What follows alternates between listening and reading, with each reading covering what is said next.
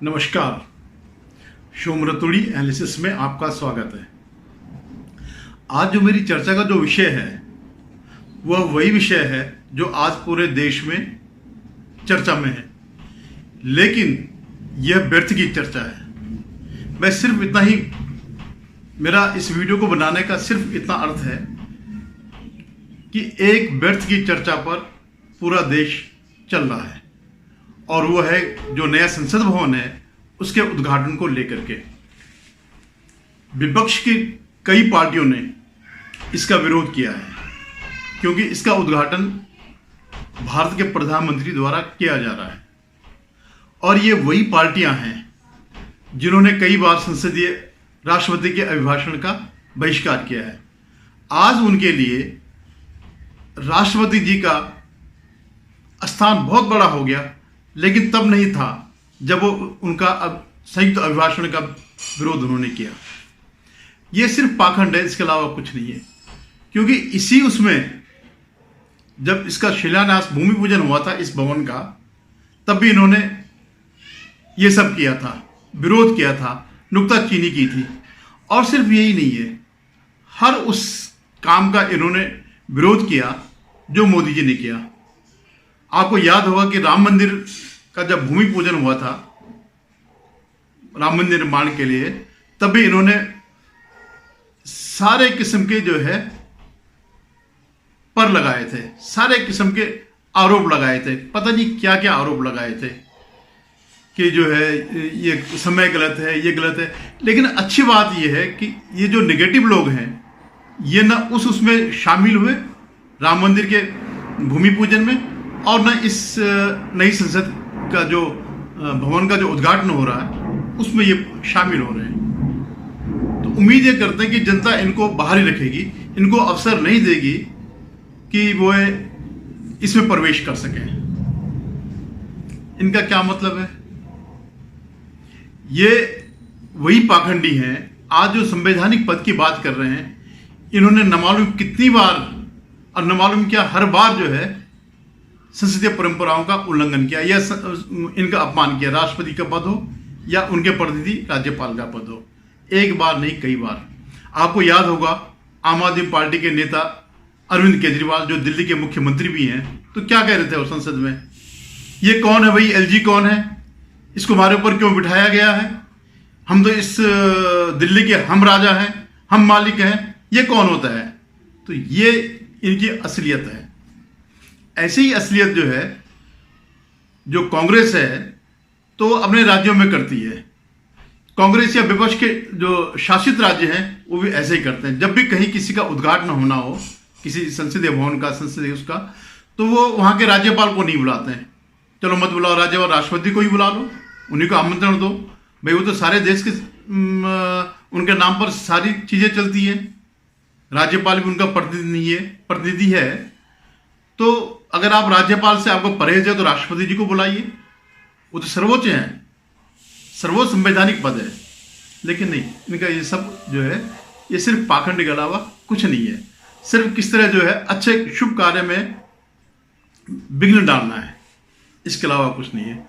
दूसरा क्या है कि इस समय अभी प्रधानमंत्री जी का विदेश दौरा हुआ, तो उससे उनकी लोकप्रियता जो फैली, पूरे विश्व में फैली और जनता देख रही है, उससे बड़े मर्माहत हैं। ये तो चाहते थे कि हम सब मिलकर के 2024 में हराएं, लेकिन ऐसा कहीं से लग नहीं रहा है।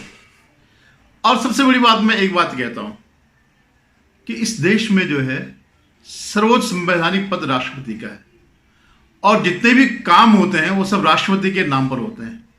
सिर्फ संसदीय भवन क्यों, सिर्फ पार्लियामेंट क्यों, हर भवन जो भी उनके नाम पर होता है, तो क्या हर जगह राष्ट्रपति उद्घाटन करने जाएंगे? किसी डीआरडीओ भवन का उद्घाटन होना हो, या रेलवे का उद्घाटन होना, या सेना भवन का उद्घाटन होना, या जो भी है, तो क्या हर जगह राष्ट्रपति जाएंगे? नहीं। राष्ट्रपति की जितनी संवैधानिक शक्तियां हैं वो एग्जीक्यूट करने के लिए वो सारी पावर्स प्रधानमंत्री के पास हैं। तो जब तक जो प्रधानमंत्री हैं वो उन पावर्स का उपयोग करेगा। इनकी तरह नहीं है। कांग्रेस का तो संवैधानिक पद से संबंध सिर्फ इतना है कि गांधी परिवार का हर व्यक्ति उस संवैधानिक प्रमुख है। जो भी उद्घाटन कराते हैं वो कभी राहुल गांधी से, कभी सोनिया गांधी से। और आप इससे बड़ा संविधान का अपमान इससे बड़ा क्या होगा कि जो मंत्रिमंडल था मनमोहन सिंह का, उसके ऊपर इन्होंने एक नेशनल एडवाइजरी कमेटी बनाई, उसके ऊपर, संविधान के ऊपर। तो ये लोग किस मुंह से ये सब बात करते हैं? उन्होंने एक देश के चुने हुए प्रधानमंत्री, चाहे आपकी पार्टी का हो, आपने ही नियुक्त किया हो, लेकिन वो रिप्रेजेंट करता है पूरे देश को, और उसको आपने कठपुतली बनाया।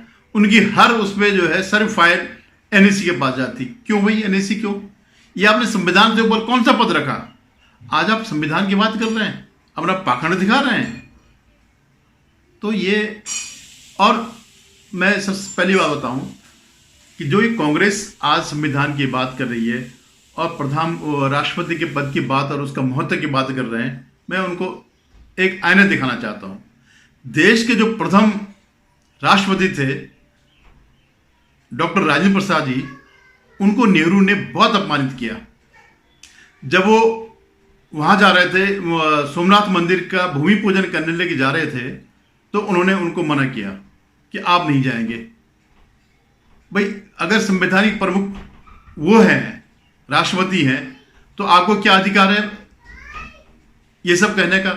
उल्टे होना ये चाहिए था कि अगर राष्ट्रपति जा रहे थे तो जवाहरलाल नेहरू को एज ए प्रधानमंत्री जाना चाहिए था, लेकिन वहां उल्टी गंगा बहा रहे हैं, यहां पर आकर के ज्ञान दे रहे हैं। और बाकी इनके राष्ट्रपति जो इन्होंने चुने, कैसे आप प्रतिभा पाटिल को जानते हैं कैसी राष्ट्रपति चुनी गई थी, ज्ञानी जैल सिंह को जानते हैं, उनके भाषण भी आप जानते हैं, जो उन्होंने कहा इंदिरा गांधी के प्रति, अपनी स्वामी भक्ति जो दिखाई, व्यक्त करी, देश के प्रति नहीं व्यक्त करी, उनके प्रति व्यक्त करी। या फखरुद्दीन अली अहमद जो थे, जिनको सिर्फ दस्तखत करने के लिए इमरजेंसी का ड्राफ्ट दिया गया था, उनको पता भी नहीं क्या है। तो ये जो लोग ये पाखंड ऐसा करते हैं तो इससे हंसी आती है। ये भले ही ये सोचते हो कि इससे देश पे फर्क पड़ेगा या देश के नागरिकों पे फर्क पड़ेगा, वो इसका विरोध करेंगे, कतई नहीं। देश का हर बच्चा जानता है कि किसको कितना सम्मान देना है और किसको कितना सम्मान मिल रहा है। अगर आपको सचमुच संवैधानिक की बात, जो आप दूसरा वो कर रहे हैं कि एक महिला है और एक आदिवासी है, तो फिर आपको तो चुनाव में उनके खिलाफ खड़ा ही नहीं करना चाहिए था, किसी को निर्विरोध चुन लेते। अगर आज आपको उनके अंदर एक महिला दिखाई दे रही है, एक आदिवासी दिखाई दे रही है, तो आपको यशवंत सिन्हा को खड़ा करना ही नहीं चाहिए था। कहते कि नहीं, हमारे देश में पहली बार एक आदिवासी महिला राष्ट्रपति बन रही है और हम इनको निर्विरोध चुनेंगे। और ये पहला अवसर नहीं है कि कोई राष्ट्रपति निर्विरोध चुना हो, पहले भी ऐसे अवसर आए हैं, तो आप ये परंपरा डाल सकते थे, लेकिन नहीं। ये सब जो है आपका दिखा हुआ है, ढकोसला है। विपक्ष की स्थिति इतनी दयनीय है, इतने निगेटिव है ये लोग कि हर मामले को कोर्ट में ले जाते हैं।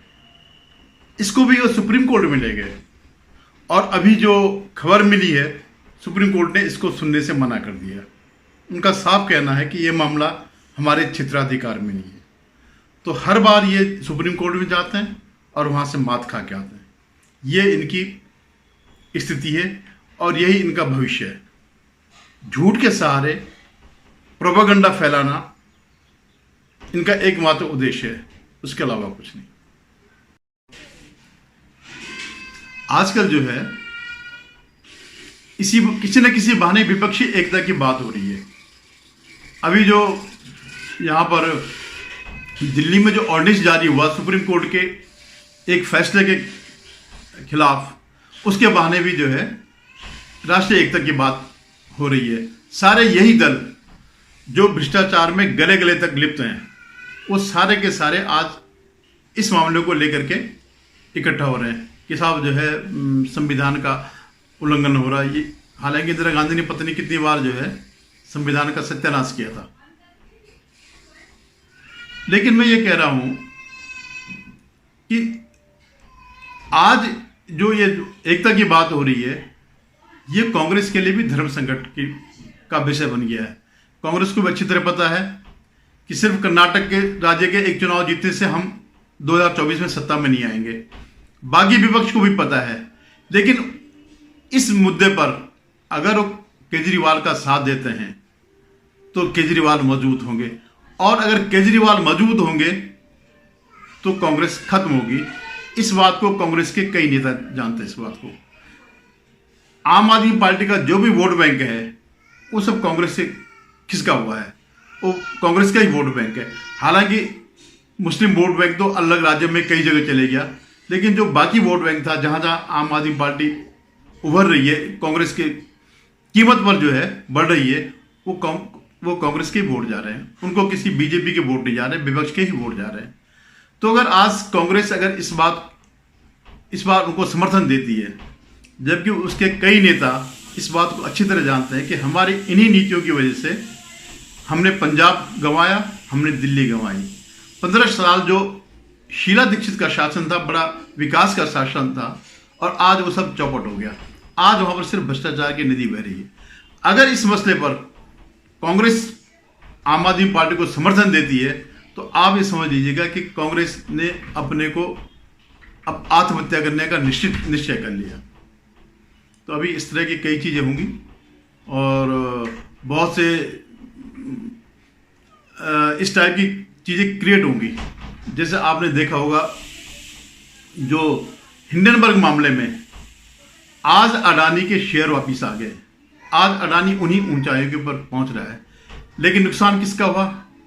इनके इस प्रोपागेंडा का जो नुकसान हुआ वो हुआ लाखों इन्वेस्टर्स को, जिन्होंने शेयर मार्केट में शेयर खरीदे थे, और जब इनका प्रोपागेंडा चला तो अडानी के शेयर डाउन आ गए, तो इन्होंने हड़बड़ी में जो है अपने शेयर बेच दिए। आज वो शेयर फिर ऊपर आ गए। तो इन जो लाखों लोगों का करोड़ों रुपए डूबा है, उसके लिए जिम्मेवार ये लोग हैं, यही विपक्ष है, यही राहुल गांधी है, यही महुआ मोइत्रा है। तो इनका देश से कोई संबंध नहीं है, इनको सिर्फ अपनी टुच्ची राजनीति से संबंध है। आज वो सब गायब हो गए कि क्यों अडानी वापस आ गया, क्यों LIC को प्रॉफिट इतना बढ़ गया, क्यों स्टेट बैंक का प्रॉफिट इतना बढ़ गया, अगर माना ये लूट ही थी। अब ये सब गायब हो गया। अब उस चीज को सामने ना आए तो ये इन्होंने नया धंधा शुरू कर दिया कि उस चीज़ से उससे ध्यान भटकाओ। मेरा तो मानना है एक जांच होनी चाहिए कि जो लोग जिन लोगों ने यह षड्यंत्र किया उनके खिलाफ सख्त से सख्त कार्रवाई हो। अगर नहीं हुई तो आज इन्होंने सिर्फ लाखों इन्वेस्टर्स का पैसा डुबाया है, कल के दिन ये ऐसा कुछ कर सकते कि जिससे करोड़ों लोग मारे जाएं। इससे जनता को सचेत होने की जरूरत है। जनता को ऐसे लोगों को राजनीति को बेनकाब करना जरूरी है। अगर लोकतंत्र को बचाना है, देश को प्रतिष्ठित करना है, देश को विश्व में नंबर 1 बनाना है, तो इन जैसे पॉलिटिकल पार्टीज का खात्मा बहुत जरूरी है। आप लोग सोचिए, बहुत गंभीर मामला है। उन लाखों लोगों पर ध्यान दीजिए जिनका ये पैसा डूबा है, और कल के दिन कुछ और ऐसी बात हो सकती है जिसमें आम आदमी भी प्रभावित हो। जैसे कोरोना में इन्होंने किया था, बहुत ड्रामा किया था कोरोना में। इनकी तो एक ही इच्छा थी कि कई लोग मरे, करोड़ों हिंदुस्तानी मरे और हम मोदी को बदनाम करें। सिर्फ मोदी को बदनाम करने के चक्कर में ये लोग ये सब कुछ कर रहे हैं। तो इनसे सतर्क रहिएगा। धन्यवाद। अगर आपको मेरा वीडियो पसंद आए तो इसे लाइक करिएगा, शेयर कीजिएगा और सब्सक्राइब करिएगा।